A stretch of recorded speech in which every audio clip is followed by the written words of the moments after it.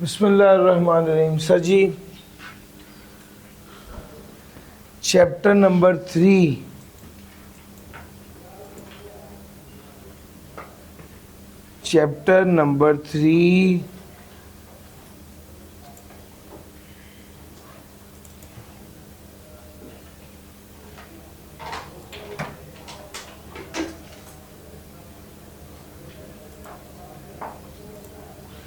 Data system and risk में chapter number 3 data का chapter है। चैप्टर नंबर 3 ये क्या बात कर रहा है, आ जाए सर इसको डिस्कस करते हैं। बड़ा ही मज़े का चैप्टर है और आपने एंजॉय करना है, मज़े से इसको पढ़ना है। सर सबसे पहली बात,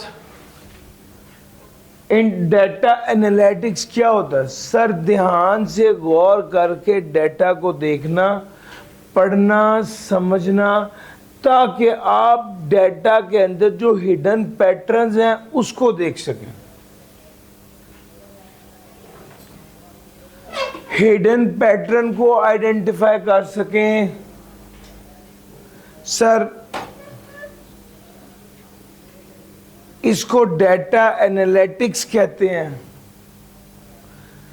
सर जी, अगर आप मेरा डेटा देखें, मैं हर रोज़ 8:30 बजे एसबीआई में आता हूँ, हर रोज़ शाम को 5 बजे यहाँ से जाता हूँ।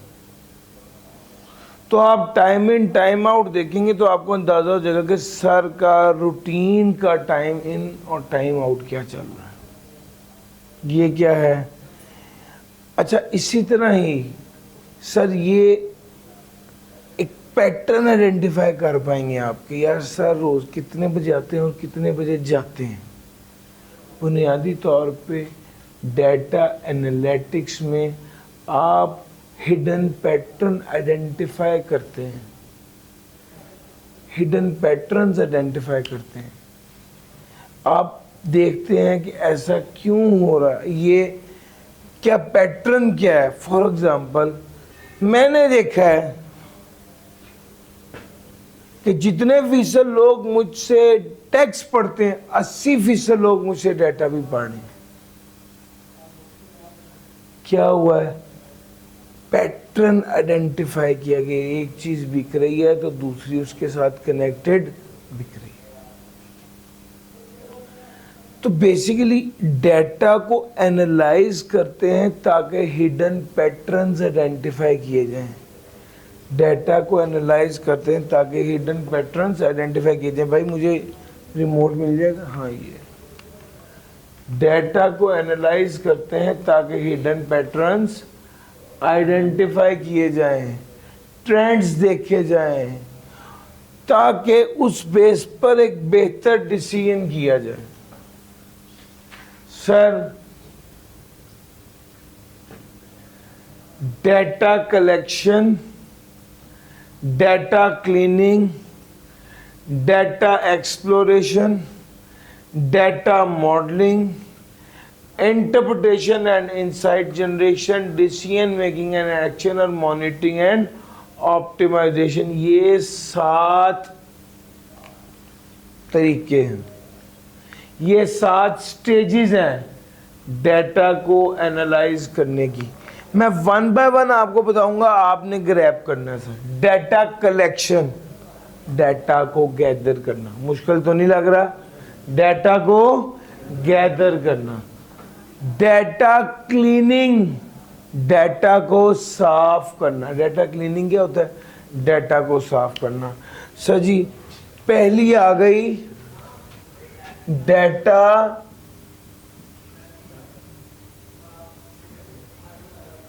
कलेक्शन, डेटा को इकट्ठा करना, डेटा को गैदर करना। दूसरी स्टेज क्या है? डेटा क्लीनिंग, डेटा को साफ करना। सर डेटा को साफ करने से क्या मुराद है? सर जी 3-4 बातें ही हैं सिर्फ। सर अगर कोई गलती है तो उससे ठीक कर दें, गलती है तो उसे ठीक कर दें। डुप्लीकेशन है, डुप्लीकेशन समझते हैं, एक चीज गलती से 2 बार लिखी, इसको क्या कर दे, रिमूव कर दे। मिसिंग है या डाटा मिसिंग है तो उसे क्या करें, अगर डाटा मिसिंग है तो उसे हैंडल कर लें, यानी पूर कर दें, फिल कर दें, fill the missing data. Format consistent कर दें, डाटा क्लीनिंग में ये सब करना, डाटा को साफ करना। आसान अल्फाज में, after cleaning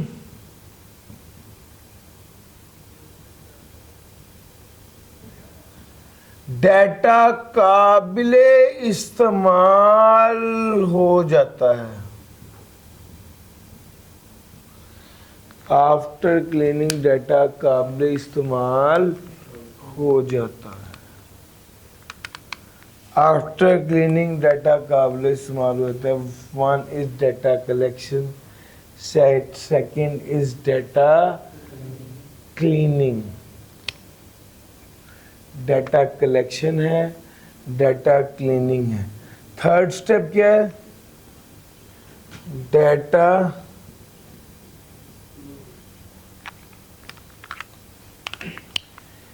exploration.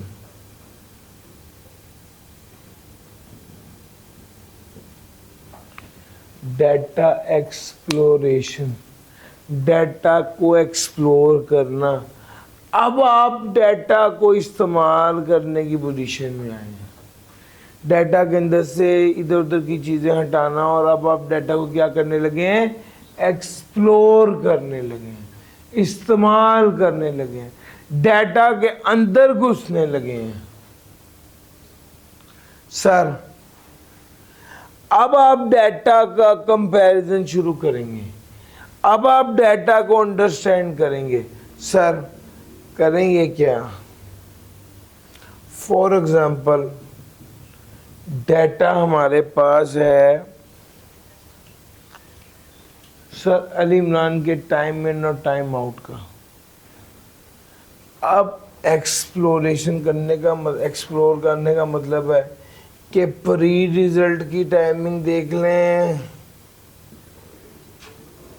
Post result की टाइमिंग देख लें, जब सी फैब पढ़ा रहे हैं तब टाइमिंग और होगी, जब सी फैब नहीं पढ़ा रहे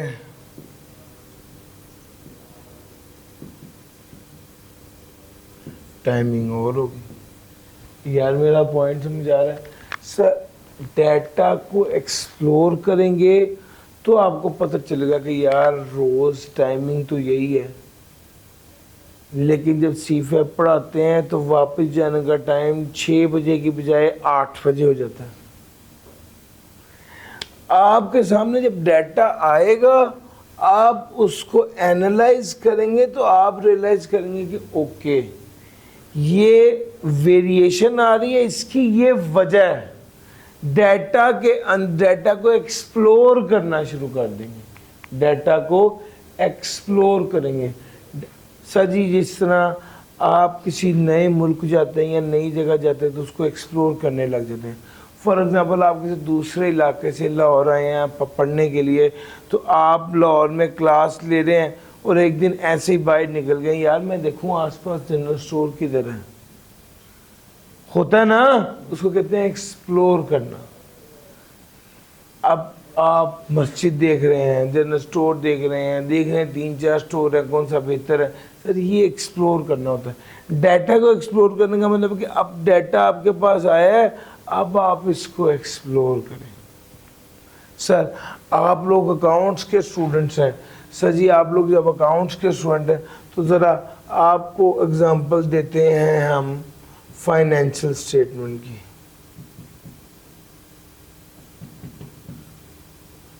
ये फाइनेंशियल स्टेटमेंट से रिलेटेड हर एक चीज़ का, हर एक फाइनेंशियल स्टेटमेंट बना है ट्रायल से, ट्रायल बना है लेजर से, लेजर बना है अकाउंटिंग एंट्री से। तो भैया आपके पास सारा डाटा मौजूद होता है, आप उस डाटा को देखते हो और उस डाटा को एक्सप्लोर करते हो, उस डाटा को एक्सप्लोर करते हो। जब आप उस डाटा को एक्सप्लोर करते हो ना, तो आप उस डाटा के अंदर छुपे हुए पैटर्न्स को आइडेंटिफाई कर पाते हो। मैं आपको एग्जांपल देता हूं एसबीआई की। इसमें इस एग्जांपल में काम की बात यह है कि डाटा आपके पास, आपको हमने एसबीआई की एग्जांपल में बताया, आप हैरान होंगे कि सर जी अगस्त के क्या कहते हैं, जुलाई के महीने में बिजली का बिल आया है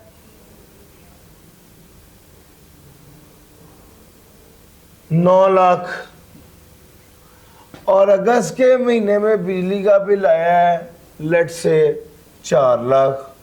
आप कहेंगे यार गर्मी तो पहले से ज़्यादा पड़ी है, लेकिन बिजली का बिल जुलाई के महीने से आधे से भी कम आया अगस्त का। जब डाटा को एक्सप्लोर करेंगे तो पता चलेगा जुलाई के महीने में पीक पे सारे स्टूडेंट आए थे, क्लासेस चल रही थी, अगस्त की 15 से पेपर थे और फिर क्लासेस ऑफ हो गई। मेरे साथ चल रहे हो, आपके पास डाटा आया है, आप डाटा को एक्सप्लोर कर रहे हो और फिर इसका आपस में रिलेशन आइडेंटिफाई कर रहे हो। डाटा को एक्सप्लोर करने का मतलब है अब आपके पास डाटा अवेलेबल हो गया है, अब आपके पास डाटा अवेलेबल हो गया है, वो वाला डाटा जो काबिल इस्तेमाल था। डाटा मॉडलिंग क्या है? हमारा अगला स्टेप है डाटा मॉडलिंग।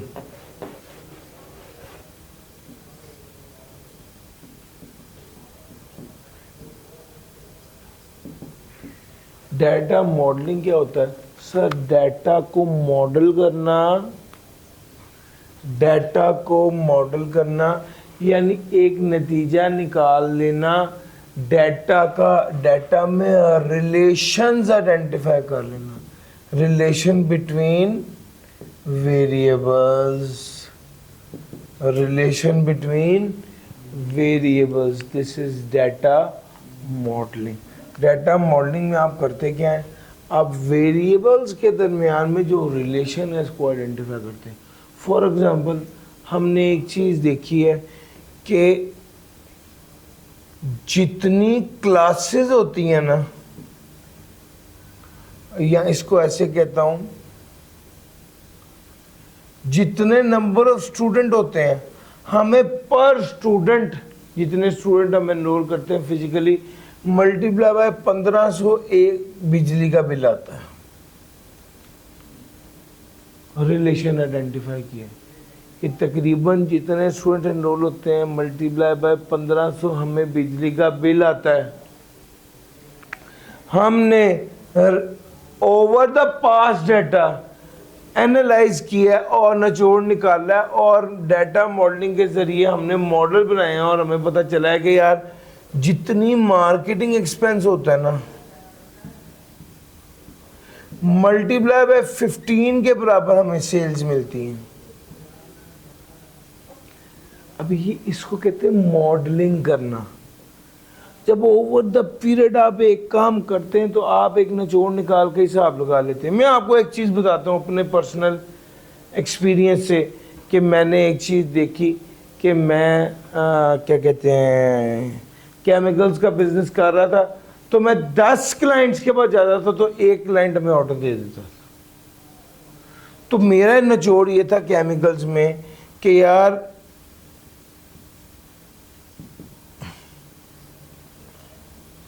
ऑर्डर कितने मिलेगा, क्लाइंट विजिट डिवाइड बाय 10 करूंगा तो वो नंबर ऑफ ऑर्डर होंगे, number of new orders. Sir मेरा पॉइंट समझ आ रहा है? सर ये बुनियादी तौर पे ये चीज़ थी। तो भाई डेटा मॉडलिंग में रिलेशंस, मैंने आपको 1 2 3 एग्जांपल दी सिर्फ ये बताने के लिए कि मॉडलिंग का क्या सीन है। यानी डेटा मॉडल का मतलब होता है कि हम उस डेटा की बेस पर कुछ मॉडल्स क्रिएट कर लेते हैं। मैंने एनालाइज किया है कि जितने स्टूडेंट 60% से ज़्यादा क्लासेस लेते हैं ना, वो पास हो जाते हैं। मैंने ओवर द पीरियड नतीजा निकाला। मैंने देखा कि कोई बंदा 60% क्लास टेस्ट में पास हो तो वो आई कैप के पेपर में भी पास होता है। अब ये सारे केसेस में मैं क्या कर रहा हूँ, डेटा मॉडलिंग कर रहा हूँ, डेटा मॉडलिंग कर रहा हूँ। सर जी डेटा मॉडलिंग 4 बातें आपको बता दी। इंटरप्रिटेशन क्या है?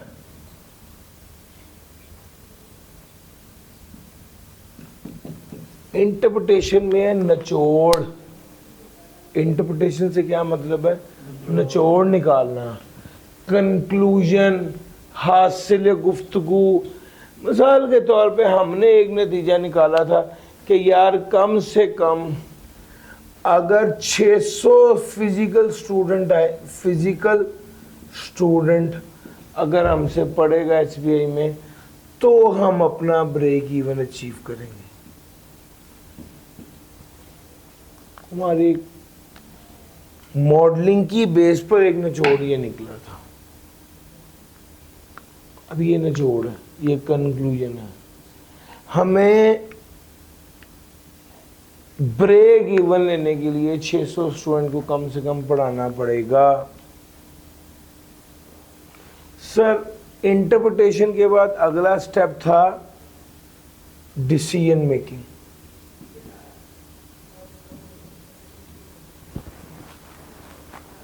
डिसीजन मेकिंग का मतलब होता है आपका फाइनल फैसला क्या है, फैसला करें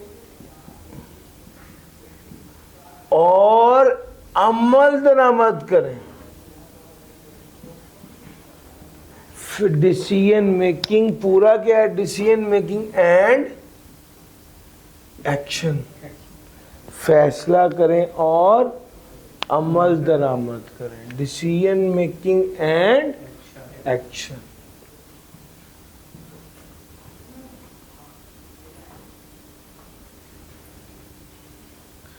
और फाइनली अगला फाइनल क्या है? सर दोबारा बताइएगा। सर जी जब आप अमल कर लेते हैं तो फिर आपने उसको मॉनिटर करना होता है। जब आप अमल कर लेते तो आपने उसको मॉनिटर करना होता है। मॉनिटर करने का मतलब है अब देखें कि जो चाह रहे थे वो हासिल हो भी रहा है या नहीं हो रहा।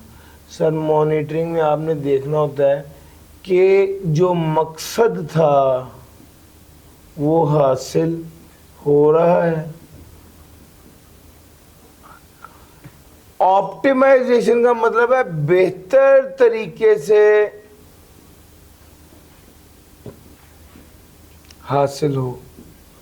यानी एक होता है रिजल्ट पास आ रहा है और एक है कि बेहतर तरीके से आप पास हो रहे हैं। 70% 75% लेके पास हो रहे हैं, जस्ट पास नहीं हो रहे।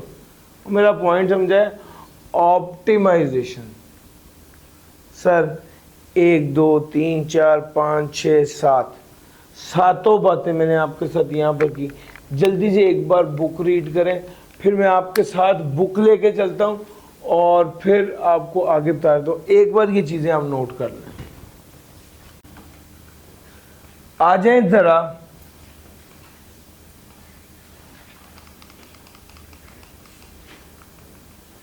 डेटा एनालिटिक साइकिल की तरफ, और वो कहता है data analytic cycle is used to convert raw data into actionable insight.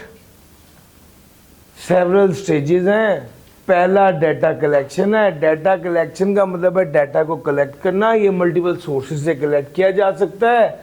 Data base से डाटा कलेक्ट कर सकते हैं। डाटा रेलिवेंट है, एक्यूरेट है और कॉम्प्रिहेंसिव है। ये डाटा कलेक्शन करते हुए चीज़ ज़रूरी अमर है। दूसरा, डाटा स्ट्रक्चर्ड भी हो सकता है और अनस्ट्रक्चर्ड भी हो सकता है। पहली बार डाटा कलेक्शन की ये थी। डाटा क्लीनिंग में वो कहते हैं जी इनकन्सिस्टेंसीज को ख़त्म करें, मिसिंग डाटा को हैंडल करें, करेक्ट करें एरर्स को। डाटा क्लीनिंग क्रूशल है क्योंकि छोटी गलतियों की वजह से हमारी आउटकम अफेक्ट हो सकती है। और इसमें शामिल है डुप्लीकेट्स को रिमूव करना, मिसिंग वैल्यूज़ को फिल करना, नॉर्मलाइज करना डाटा फॉर्मेट्स को और करेक्ट करना डाटा एंट्री एरर्स को। डाटा क्लीनिंग में ये आ गया। डाटा एक्सप्लोरेशन में डाटा को एक्सप्लोर करना। इनिशियल एक्सप्लोरेशन इन्वॉल्व समरी बना लेना। डाटा को एक्सप्लोर करने का मतलब है डाटा को समझ के डाटा की समरी बना लेना, डाटा को विजुअलाइजेशन की तरफ ले जाना, ग्राफ बना लेना सर, ताकि डाटा की फील ली जा सके। डाटा को विजुअलाइजेशन में प्लॉटिंग डिस्ट्रीब्यूशन भी हो सकती है, कोरिलेशन भी हो सकता है और स्कैटर प्लॉट भी हो सकता है। ये तीन तरह की चीज़ें अलग-अलग हैं। क्या क्या हैं आए सर आपको पढ़ा देता हूँ मैं। प्लॉटिंग डिस्ट्रीब्यूशन, कोरिलेशन मैट्रिक्स और सर जी ये डिस्ट्रीब्यूशन को प्लॉट करना होता है। ये मार्क्स किसने लिए किस बच्चे ने। कोरिलेशन का मतलब है कि एक वेरिएबल का दूसरे वेरिएबल से क्या ताल्लुक है, एक के बढ़ने से दूसरा बढ़ रहा है ये कम हो रहा है, और एक कितना बढ़ने से कितना फर्क पड़ रहा है। यार मेरा पॉइंट समझ आ रहा है। इसको कहते हैं correlation.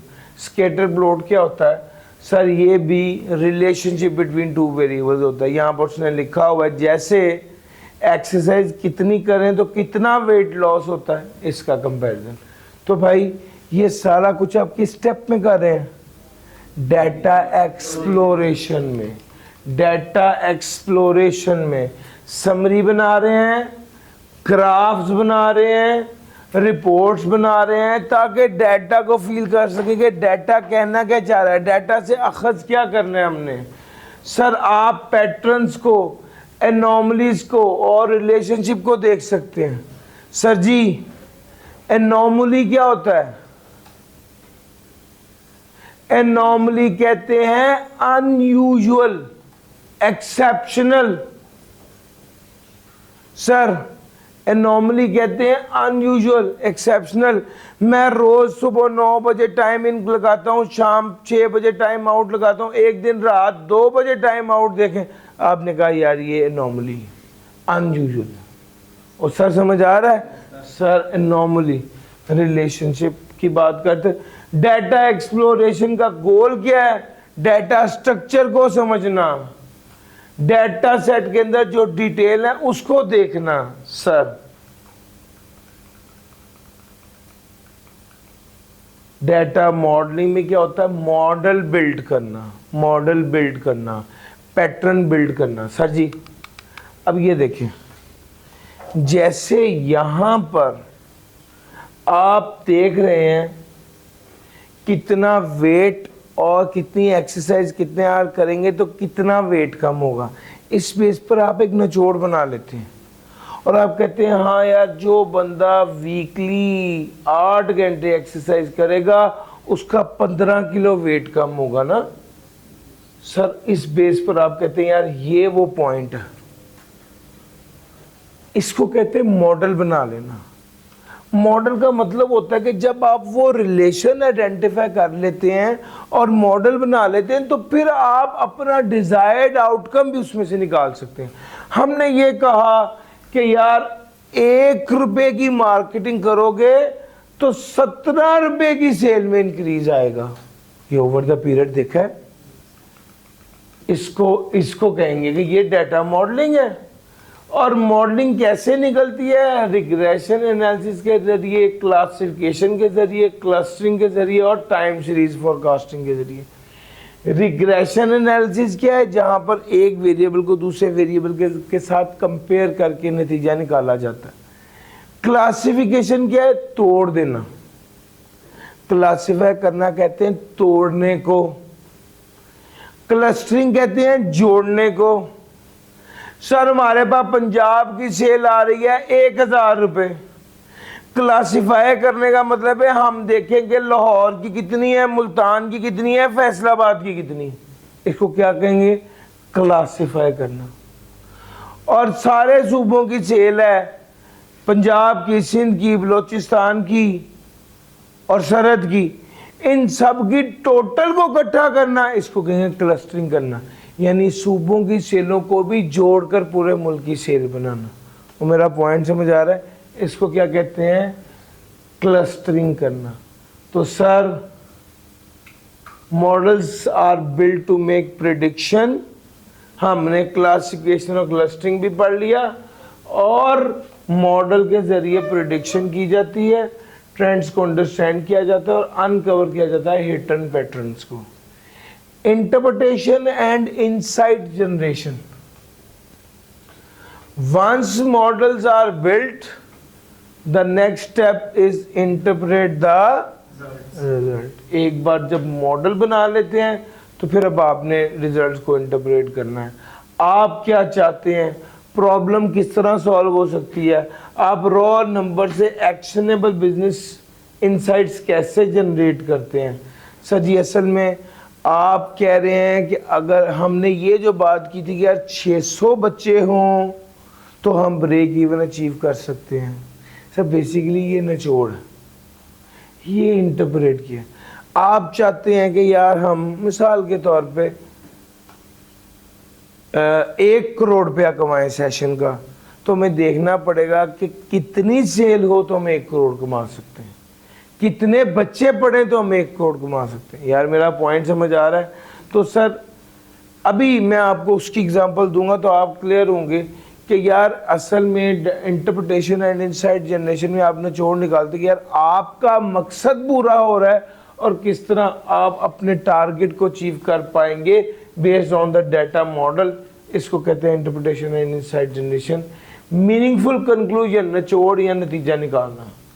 Sir decision making and action. इस स्टेज पर डिसीजन किया लिया जाता है और एक्शन परफॉर्म किए जाते हैं। इट्स नॉट जस्ट के बातें, एक्चुअल में एक्शन परफॉर्म करना सर इस पॉइंट पर होता है। Decision maker rely on the insight provided by data to guide their next action, optimizing operation and solving problem effectively. Decision maker जो है ना वो रिलाई करते हैं इनसाइट्स पर जो प्रोवाइड की जाती है ताकि उन्हें गाइड किया जाए, ऑप्टिमाइज किया जाए और प्रॉब्लम्स को सॉल्व किया जाए।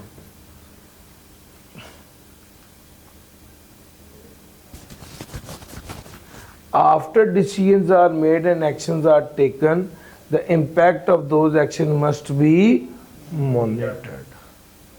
सर जब एक्शन कर दिए तो अगला स्टेप क्या है? इम्पैक्ट देखना। By continuously tracking outcomes, organization can determine whether the decisions were effective. Adjustments can be made and the analysis can be repeated to refine the models and improved. Sir ji आपने adjustment करनी है ताकि जो best of the best है वो आप achieve कर सकें। सर एक एग्ज़ाम्पल है और मैं अक्सर वही एग्ज़ाम्पल देता हूँ स्टूडेंट्स को ताकि वो ना, ऑल्दो ये एग्ज़ाम्पल पहले हो चुकी है बट मैं आपको दोबारा ये वाली एग्ज़ाम्पल दूंगा। सर इस पूरा जितना आपको पढ़ाया है इसको बड़े अच्छे से ये एक्सप्लेन करता है। वो कहता है सर जी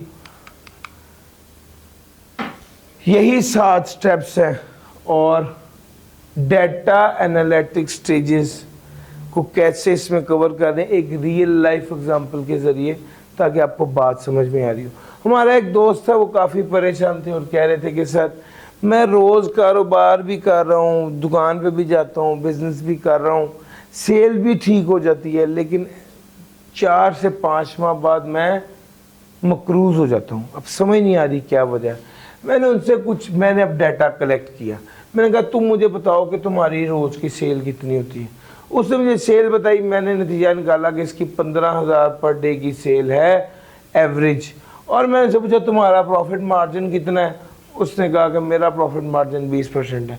मैंने उससे रेंट का पूछा और मैंने 15,000 पर डे की सेल है, जिसका मतलब है 20% मार्जिन है, 3,000 रुपये पर डे का वो कमा रहा है। ठीक हो गया। ये सारा डाटा मैंने उससे कलेक्ट कर लिया और अब मैं डाटा को क्लीन करने लगा था। डाटा को क्लीन करने में क्या था, जो डाटा जो इन्फॉर्मेशन उसने मिस की थी मैंने उसको पूरा किया। फिर मैंने एक चीज़ और देखी कि जो एक्सपेंसेस है वो जो सेल है वो उसने पर डे की बताई है और जो एक्सपेंसेस बता रहा है वो पर मंथ के बता रहा है। अब मैंने आपको कहा डाटा तो क्या होना चाहिए, कंसिस्टेंट होना चाहिए। यहाँ पर कंसिस्टेंसी लैग कर रही थी। तो मैंने क्या किया, मैंने कहा भाई ये तो नहीं होना चाहिए, आपको पर डे के एक्सपेंसेस बताने चाहिए। तो सर एक्सपेंसेस पर डे के आगे ग्रॉस प्रॉफिट। मैंने जब गौर किया तो पता चला इसका 1 लाख का खर्चा, इसके एक्सपेंस पर डे कितना है, 3,333। अब मैंने डाटा को क्लीन कर लिया, मैं डाटा पर गौर कर रहा हूँ, डाटा को एक्सप्लोर कर रहा हूँ, तो मुझे पता चला इसका तो एक्सपेंस पर डे 3,333 है और इसका ग्रॉस प्रॉफिट जो है वो 3,000 है। ये तो उल्टा क्या आ रहा है, लॉस। अच्छा वो सोच रहा है मुझे प्रॉफिट हो रहा है, असल में रोज का क्या हो रहा है, लॉस हो रहा है।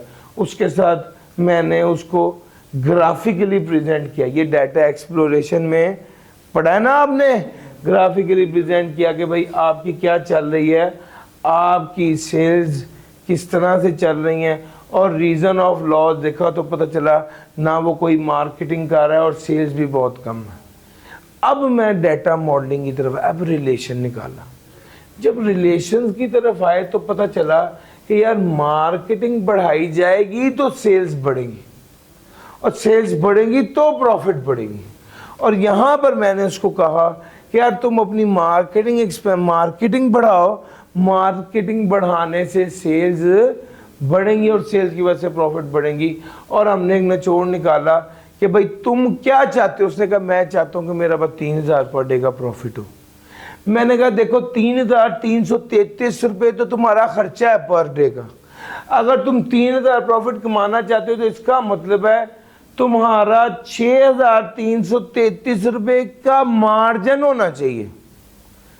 उसको डिवाइड किया 12 से तो पता चला 31,665 रुपये की अगर सेल होगी तो वो 3,000 रुपये पर डे कमाएगा। यार ये आपको पता चला मैंने क्या किया।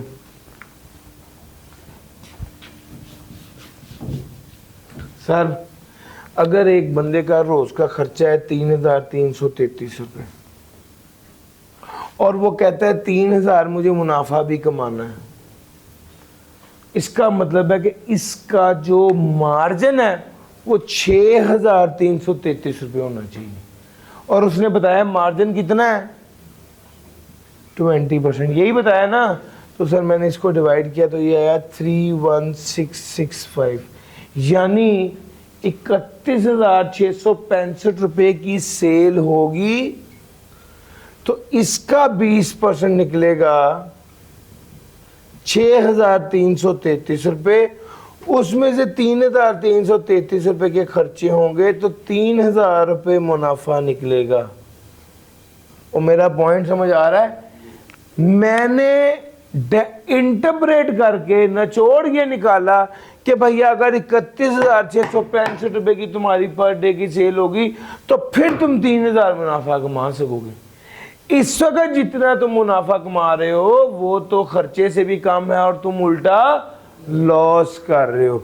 सर जी ये डाटा को इंटरप्रेट किया था मैंने। अब डिसीजन क्या हुआ भाई, मैंने उसको कहा कि तुम एक तो मार्केटिंग एक्सपेंस अपना बढ़ाओ, दूसरा ये कि तुम ऐसी आइटम रखो जिसकी सेल ज्यादा हो। तुम टी शर्ट्स और ट्राउजर जो है उसको तुम अपने बिजनेस में इन करो, जो ज्यादा ट्रेंडी हैं, जो ज्यादा बिकते हैं। सर इसको उसने अपनी बिजनेस में इन किया तो उसकी सेल बढ़ के कितनी हो गई, 30,000 की सेल्स हो गई और अगला स्टेप था मॉनिटरिंग एंड ऑप्टिमाइजेशन। आपने सिर्फ डिसीजन करके एक्शन लेना है, और एक्शन लेने के बाद क्या करना है, बाकायदा इसको he can change the shop timing and adjust them accordingly. He should keep the inventory updated according to the trends and fashion so that he may attract more and more customers. He can change the lighting to make his store more prominent and attractive. इसके अलावा कुछ और काम थे जो उसको करने चाहिए थे। अपनी दुकान की लाइटिंग बेहतर करे, अपनी इन्वेंट्री जो फैशन है उसके मुताबिक ले, और अपनी शॉप टाइमिंग्स को क्या करे, वो बोली मिसाल के तौर पे वो आता था 9 से 5। मैंने इसको कहा कि नहीं, ये टी शर्ट का जो कपड़े का काम है ये होना है 5 बजे के बाद लोग कस्टमर्स आते हैं चीज़ें खरीदने, तो उसके लिए आइडियल टाइम मैंने कहा था उसको क्या कर लो, आप अपना आइडियल का टाइम काम जो है ना वो चेंज करके टाइम लेट्स से शाम सुबह 10 से शाम 10 रखो। और पॉइंट समझ आ रहा है? तो शॉप की टाइमिंग चेंज की, यानी ये सारे काम उसने किए ताकि वो अपनी मैक्सिमम प्रॉफिट और मैक्सिमम अर्निंग कर सके। सर इसको कहते हैं, ये एक रियल लाइफ एग्जांपल थी आपको ये बात समझाने के लिए कि किस तरह इन सारे स्टेप्स को फॉलो करके हम डिसीजन मेकिंग कर सकते हैं। डेटा को एनालाइज करना है और निचोड़ और नतीजा निकालना है। क्या ये सारी बात आपको अच्छे से समझ आ गई? यस और नो? सर क्लियर हो गया? लो sir,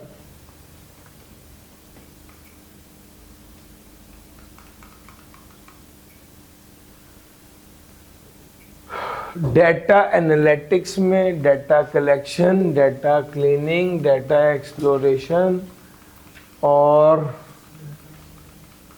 data modelling, insight generation, decision making, monitoring. Sir अब मैं अगले टॉपिक की तरफ जा रहा हूं जो है डेटा एनालिटिक्स स्टेजेस।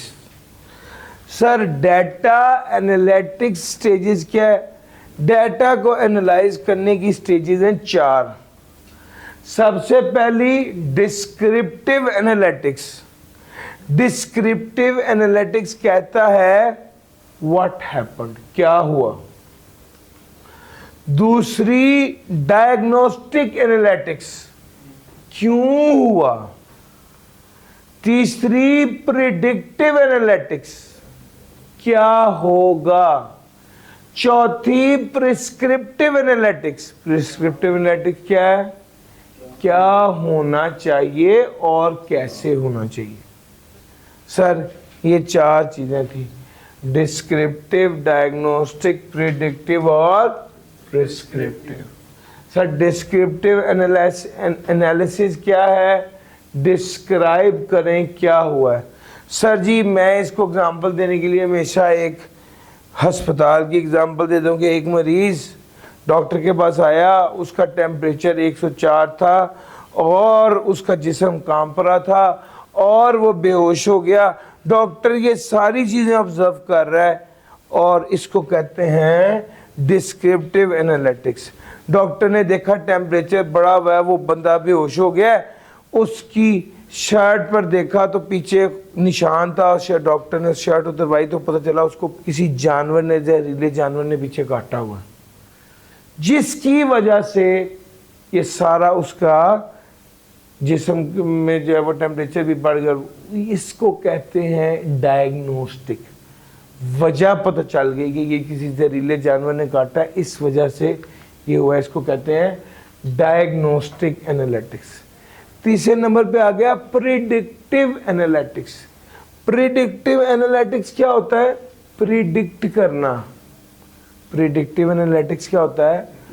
प्रिडिक्ट करना। सर प्रिडिक्शन डॉक्टर की ये है कि अगर इस मरीज का इलाज ना किया गया तो 4 से 5 दिनों बाद ये मर जाएगा।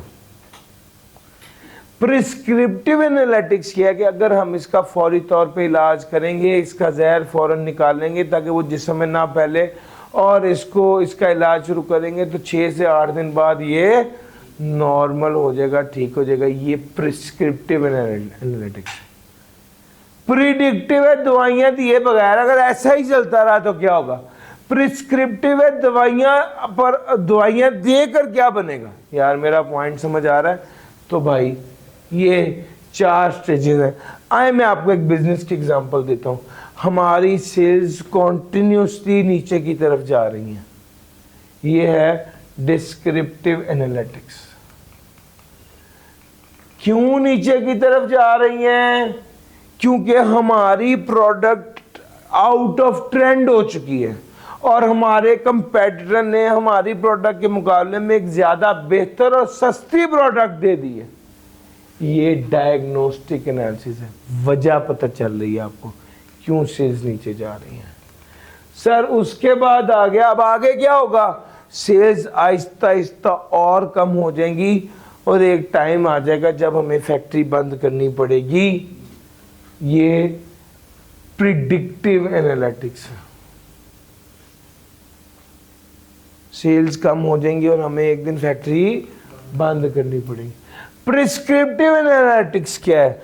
हम अपनी प्रोडक्ट को रीलॉन्च करेंगे एक नए ब्रांड के साथ, जिसमें एक नई मार्केटिंग करेंगे और प्रोडक्ट के अंदर फीचर्स भी नए ऐड करेंगे और कीमत भी उसकी कंपेटिटर से कम रखेंगे और फिर हमारी सेल्स दोबारा से शूट कर देंगे और हमारा इदारा ऐसे ही ग्रो करता रहेगा।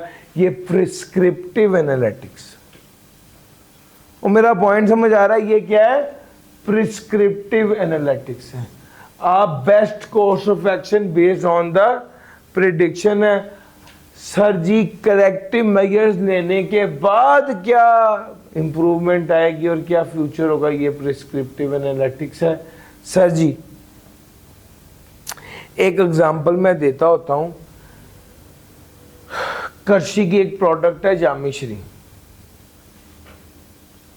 सर पिछले रमजान में 10,000 बोटल्स की डिमांड थी, 6,000 बोटल्स की प्रोडक्शन हुई थी, 3,000 पर बोतल का प्रॉफिट था और 18 मिलियन का प्रॉफिट हुआ था। ये डिस्क्रिप्टिव एनालिटिक्स है। जब हम इसको ध्यान से देखते हैं तो हमें पता चलता है कि असल में 18 मिलियन का प्रॉफिट नहीं हुआ, 12 मिलियन का प्रॉफिट लॉस कर लिया हमने। जो चीज अच्छा, अब हमने डायग्नोस्टिक एनालिसिस में देखा कि जब डिमांड थी 10,000 बोतल की और हमारी प्रोडक्शन कैपेसिटी भी 10,000 बोतल की थी, तो हमें 10,000 बोतलें बनानी चाहिए थी। हमने 6,000 बोतलें जाके 4,000 यूनिट्स नहीं बनाए, जिसकी वजह से 1,200 मिलियन का प्रॉफिट नहीं कमा सके जो कमा सकते थे। मेरा पॉइंट समझ आया? ये डायग्नोस्टिक एनालिसिस। वजह सर अब प्रिडिक्शन क्या है? प्रिडिक्शन ये कि डिमांड अब 10 से बढ़ के क्या हो जाएगी? 12 हो जाएगी। हमारी प्रोडक्शन कैपेसिटी है 10,000 यूनिट की, तो हम कितना प्रॉफिट कमा सकेंगे? 30 मिलियन। प्रिस्क्रिप्टिव एनालिटिक्स क्या है? वो कहता है एक तरफ तो ये कि हमारी डिमांड 12,000 है, हम 10,000 यूनिट ही बनाए और 30 मिलियन ही कमाए। दूसरी ऑप्शन एक और है कि हम जब देखिए अगर हम डिमांड पूरी नहीं कर सकते, हमारी प्रोडक्शन कैपेसिटी नहीं है, तो हम प्राइस बढ़ा देंगे। जब हम प्राइस बढ़ाएंगे तो हमारी डिमांड कम हो जाएगी। अब प्रॉफिट पर यूनिट कितना है? अगर हमने कीमत बढ़ाई जिससे प्रॉफिट पर यूनिट 3,000 की बजाय 4,000 पर यूनिट हो गया और उसकी वजह से हमारी डिमांड 12,000 की बजाय 9,000 रह गई, तो भाई 4,000 जज्बे 93.36 मिलियन का प्रॉफिट आएगा। एक ऑप्शन ये है। तीसरी ऑप्शन ये कि अगर हमारी डिमांड 12,000 यूनिट्स की है और यूनिट्स जो आउटसोर्स हुए हैं वो 2,000 यूनिट्स के हैं, प्रॉफिट कितना हुआ? 2,800 का प्रॉफिट हो गया। अब इसमें क्या हुआ? हमने यूनिट्स जब मार्केट में बेचे, अच्छा 10,000 यूनिट्स तो हम बना रहे हैं, बकाया 2,000 यूनिट्स क्या कर रहे हैं? मार्केट में किसी से बनवा लिए। उस 2,000 यूनिट जो मार्केट से बनाया उसकी वजह से हमारा पर यूनिट प्रॉफिट कितना हो गया है? कम हो गया है। लेकिन हम 2,800 रुपये पर यूनिट अब कमा रहे हैं, मल्टीप्लाई बाय 1200 करेंगे तो ये 33.6 मिलियन बनेगा। अब यहां पर ये तीनों ऑप्शंस हमारे पास मौजूद हैं। हमने क्या करना है, हमारी प्रेफरेंस। हम कहते हैं भैया जितनी प्रोडक्शन है बस उतने बनाओ चुप करके। एक ये तरीका भी हो सकता है, इसमें 30 मिलियन कमाएंगे। एक दिखा हम कहते हैं प्रॉफिट मैक्सिमाइज करें तो हम कितना कमाएंगे, 36 मिलियन। और एक तरीका क्या है कि हम कहें जितनी डिमांड है उसको पूरा करना है, चाहे जैसे भी करें, तो उसमें हम कितना कमा रहे होंगे, 33.6 मिलियन। जो हमारी प्रेफरेंस है, जो हमारी मर्जी है। सर जब हम गूगल पे रास्ता पूछते हैं ना तो वो हमें कहता है ये रास्ता भी है, ये भी है, आप बताएं। हम उसे कहते हैं मुझे फास्टेस्ट रास्ता बताओ, तो वो फिर डिस्टेंस की बजाय जितनी जो जल्दी पहुंचेगा वो वाला रास्ता बताता है। एक तरफ वो आपको कहता है हमें शॉर्टेस्ट रास्ता बताओ, तो फिर रश नहीं देखता, जो डिस्टेंस कम होता है वो बताता है। और मेरा पॉइंट समझ आ रहा है, यहाँ पर भी बिल्कुल ऐसे ही है। आपके पास ऑप्शंस आई हैं, आपने इसमें से जो बेस्ट आपको सूट करती है आपने वो ऑप्शन एक्सरसाइज करनी है। प्रिस्क्रिप्टिव एनालिटिक्स में इस तरह से वर्किंग होती है। और ये एक एग्जांपल थी जिसमें हमने आपको बताया कि डायग्नोस्टिक एनालिसिस क्या होता है, प्रिडिक्टिव एनालिसिस क्या होता है, प्रिस्क्रिप्टिव एनालिसिस क्या होता है, और डिस्क्रिप्टिव तो सबसे पहले था। सर एक एग्जांपल और देखिए। एक बच्चा मेरे पास आया, वो बड़ा कंफ्यूज है, और मैंने उससे पूछा कि यार क्या बात है। कहता है सर बात ये है कि मैं तीसरी बार टैक्स का पेपर दिया था और फिर फेल हो गया। ये डायग्नोस्टिक एनालिटिक्स। मैंने इसकी रीज़न पता की, इससे पूछा भैया मुझे बताओ क्या तुमने टेस्ट लिए थे, क्या तुमने लेक्चर्स लिए थे, क्या तुमने टेस्ट दिए थे। उसने कहा लेक्चर लिए थे, टेस्ट नहीं दिए, ना ही मैंने प्रैक्टिस की है। मैंने इसको ज़्यादा ड्रिल डाउन किया और ज़्यादा देखा तो पता चला कि यार ना वो प्रैक्टिस कर रहा है और ना वो टेस्ट दे रहा है, इसी की वजह से वो पास नहीं हो रहा। ये सारा डायग्नोज कर रहा हूँ मैं। डायग्नोज करने पर और रिलेशन निकालने पर कि कितने बच्चे, मैंने आपको कहा कि जितने बच्चे 60% से ज़्यादा टेस्ट पास करते हैं क्लास का, उनकी पास होने की प्रोबेबिलिटी बहुत ज़्यादा होती है। सर जी इसके बाद थर्ड स्टेप आ गया। थर्ड स्टेप क्या था, उसने कहा सर अब क्या होगा। मैंने कहा अब क्या होगा, तुम्हारा एनालिसिस और पास परफॉर्मेंस की बेस पे ये लग रहा है कि तुम दोबारा फेल हो जाओ। वो कहता है सर आप क्या बात कर रहे हैं। मैंने कहा मैं सच बात कर रहा हूँ। वो कहते, मैंने कहा हाँ प्रिडिक्शन ये कहती कि तुम दोबारा फेल हो जाओगे, लेकिन तुम अपने आप को ठीक करो, दोबारा लेक्चर लो, दोबारा टेस्ट दो, दोबारा प्रैक्टिस करो, तो फिर तुम पास हो जाओगे। ये प्रिस्क्रिप्टिव एनालिसिस है। यार आप गौर करें, ये सर एक मजीद एग्जांपल थी इसको लेके कि किस तरह से आपने नहीं करना। सर डेटा एनालिटिक्स स्टेजेस में ये वाली बातें हैं। अगर मैं अब बात करूं एप्लीकेशन ऑफ डेटा एनालिटिक्स की, तो सर डिस्क्रिप्टिव हिस्ट्री पुरानी बातें, डिस्क्रिप्टिव एनालिसिस होता है जो पहले हो चुका है उसका, डायग्नोस्टिक होता है करंट का, क्यों हो रहा है वजह, और प्रिडिक्टिव और प्रिस्क्रिप्टिव होता है फ्यूचर का। फ्यूचर का सर, फ्यूचर का। अच्छा यहां पर इम्प्लीकेशन ऑफ डाटा एनालिटिक्स की अगर मैं बात करूं तो सर डाटा एनालिटिक्स की वजह से हमारी डिसीजन मेकिंग इंप्रूव हो जाती है, हमारी एफिशिएंसी बेहतर हो जाती है, कंपेटिटिव एडवांटेज भी मिल पाता है, और डाटा क्वालिटी इश्यूज भी रिजॉल्व होते हैं। अगर डाटा इनकम्प्लीट और इनएक्यूरेट हो तो इसकी वजह से गलत डिसीजन हो जाएगा।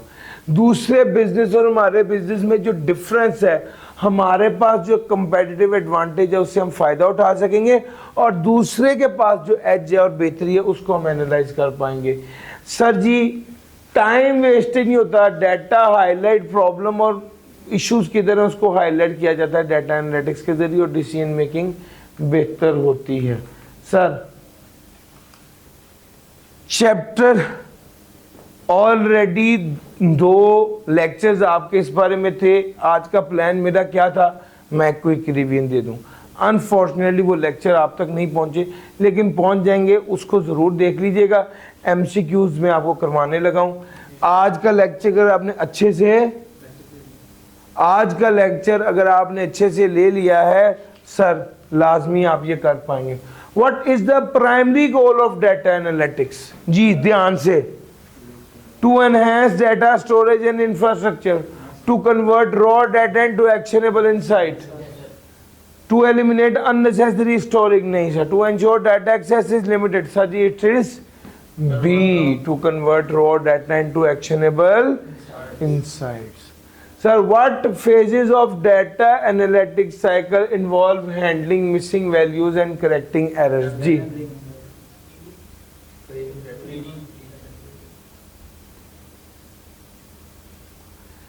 सर, करेक्ट एरर कर रहे हैं, दिस इज डाटा क्लीनिंग, शाबाश। Descriptive analytics primarily answer which question?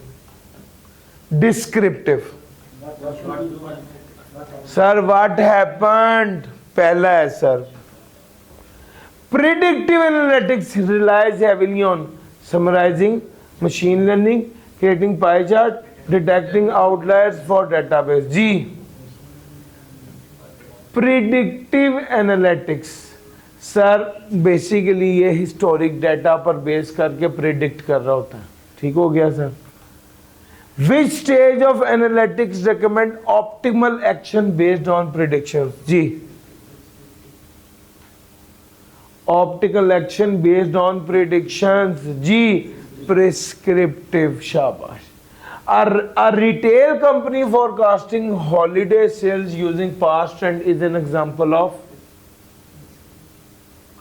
Retail company जो फोरकास्ट करती है हॉलीडे सेल्स को using past data is an example of predictive. Sir जी सेल्स फ्यूचर में क्या होंगी, पास्ट डाटा की बेस पर इसको बताना क्या है, प्रिडिक्शन देना। In health care analysing patient readmission, अगर पेशेंट दोबारा रीएडमिट हो रहा है और आप इसको देख रहे हैं तो ये क्या मतलब इसका कौन सा एनालिटिक्स है? प्रिस्क्रिप्टिव, डायग्नोस्टिक, प्रिडिक्टिव या प्रिस्क्रिप्टिव? सर डायग्नोस्टिक, शाबाश। A financial institution using credit card to forecast loan default. सब फाइनेंशियल इंस्टीट्यूशन पुराने ट्रैक को की बेस पर नतीजा निकाला कि इस बार कितना लोग लोन डिफॉल्ट करेंगे, ये कौन सा है? सर प्रिडिक्टिव है, शाबाश, ये predictive analytics. Key challenge in data analytics is? जी की चैलेंज क्या है डाटा एनालिटिक्स में? हाई क्वालिटी डाटा होता है? नहीं। Data accuracy completely? नहीं। Lack of computational tool? जी सर डाटा एक्यूरेसी और कंप्लीटलीनेस नहीं होती, यही चैलेंज है। आमतौर पे जो डाटा अवेलेबल होता है वो एक्यूरेट और कंप्लीट नहीं होता, यही चैलेंज है कि डाटा को एक्यूरेट और कंप्लीट होना चाहिए। एयरलाइन में अगर टिकट प्राइसेस को एडजस्ट कर लिया जाए तो फ्यूचर में फोरकास्ट से फायदा उठाया जा सकता है। सर कौन सा है? प्रिस्क्रिप्टिव, यानी प्राइसेस तब्दील करने से जो फायदा होगा वो प्रिस्क्रिप्टिव है। During data exploration an analyst typically create summary stats and visualization, shabash. Interpretation and insight generation involve?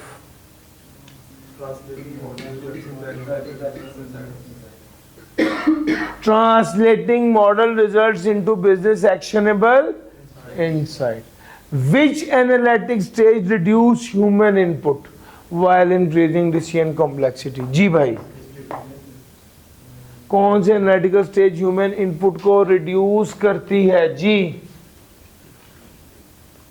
कौन सी एनालिटिकल स्टेज रिड्यूस करती है ह्यूमन इनपुट को? Prescriptive, yes. अ hospital predicting disease outbreak using historic data applies?